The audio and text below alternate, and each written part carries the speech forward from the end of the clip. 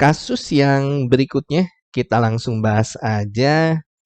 Ini kasus tentang irisan kerucut lingkaran. Jadi soalnya seperti ini. Lingkaran dengan pusat 0,4 melalui titik min 3,0. Ini ada bagusnya kita sketsakan dulu ya. Jadi kita punya sebuah lingkaran ya. Nah ini lingkarannya kita gambar. Oke. Nah ini kurang lebih ya. Ini lingkarannya nih ya. Dengan pusat lingkarannya dikatakan 0,4. Ya, katakanlah posisi pusat lingkaran di sini. Ya, 0,4 ini titiknya. Oke, jelas. Titik 0,4 adalah titik yang berada di sumbu Y. Ya, karena di sini X-nya 0. Sehingga bisa dipastikan sumbu Y-nya nanti melewati titik pusat lingkaran ini. Jadi kalau kita gambarkan sumbu Y-nya ya, jadi ini coba kita sketsakan dalam kondisi yang mendekati kondisi yang sebenarnya. Nah, ini sumbu Y-nya. Ya, jadi sumbu Y-nya dipastikan melewati pusat lingkaran ini, karena kan pusatnya kebetulan 0,4. Nah, kemudian lingkaran ini melalui titik min 3,0. Jelas, min 3,0 adalah titik yang berada di sumbu X, karena Y-nya 0 di sini.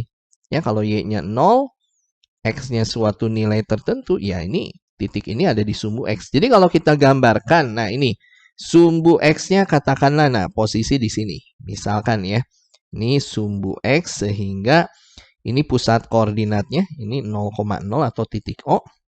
Nah, titik min 3,0 bisa dipastikan posisinya di sini. Ya, titik ini kan dilalui oleh si lingkarannya. Tadi kan lingkarannya melalui min 3,0. Dan min 3,0 dipastikan dia ada di sumbu X karena di sini Y-nya 0. Ya, jadi ini posisi min 3,0-nya. Kurang lebih sketsanya seperti ini. Nah, kemudian ada keterangan jika P adalah jarak antara dua titik potong lingkaran dengan sumbu X. Artinya lingkaran ini memotong sumbu X di dua titik. Nah, ini salah satu titiknya yang ini kan. Nah, ini ya. Ini salah satu titik potong lingkaran dengan sumbu X. Nah, satunya lagi dipastikan yang ini nih. Nah, ya ini titik potong lingkaran juga dengan sumbu X.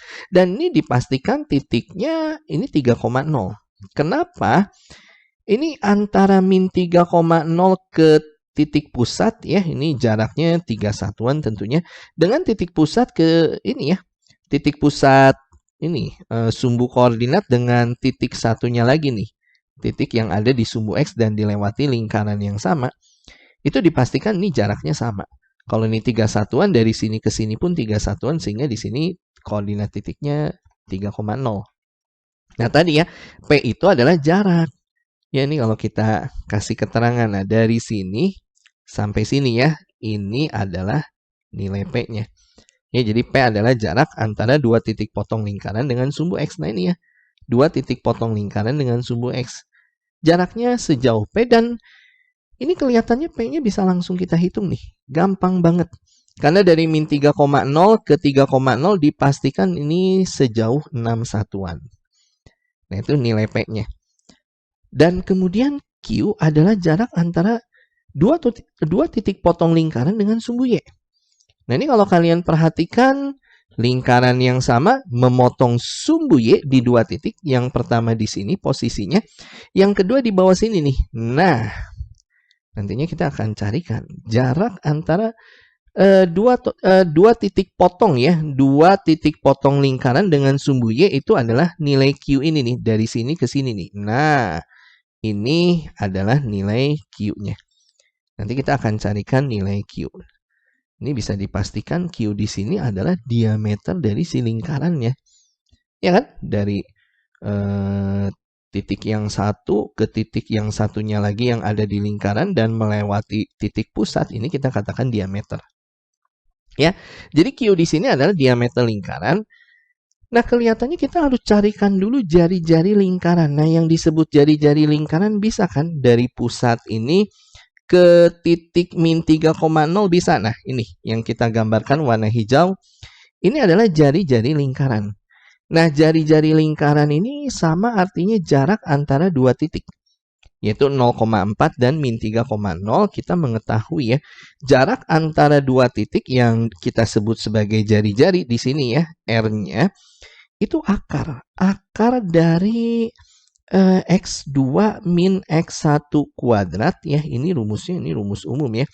Kemudian ditambahkan dengan Y2 ya, ini kita kurungin, Y2 min Y1-nya, kurungin, lalu ada kuadrat. Nah, ini rumus untuk menentukan jarak antara dua titik. Nah, jarak antara dua titik ini disebutnya sebagai jari-jari. Nah, nantinya gini, boleh yang min 3,0 ini kita anggap sebagai X1 Y1-nya, sedangkan yang 0,4 ini sebagai X2 dan Y2-nya. Sehingga waktu kita substitusikan angkanya ke si rumus ini, jelas dong X2-nya yang 0 ini kan, 0 dikurangi min 3, itu jadi 3. Dikuadratin ini jadi 9. Ditambah Y2 min Y1, Y2-nya kan 4. Dikurangi Y1-nya 0, 4 kurang 0 ya 4, dikuadratin ini 16. Jadi jari-jarinya ini adalah akar dari 25, ya 5 di sini. Jari-jarinya ya. Nah ini adalah 5 satuan. Sehingga Q ini kan disebutnya sebagai diameter lingkaran tadi. Ya diameter lingkarannya ya tinggal 5 kali 2 dong. Ya ini nilai Q-nya 10. Sehingga perbandingan ini yang ditanya ya di kalimat terakhir, perbandingan antara P dan Q. Ya, sehingga perbandingan antara P dan Q di sini ya gampang. P-nya kan tadi 6, kita udah carikan ya. Dibandingkan Q-nya yang 10 ini kan. Nah, 6 banding 10 kalau kita sederhanakan bagi 2 aja. Ya, ini 3 banding 5, selesai.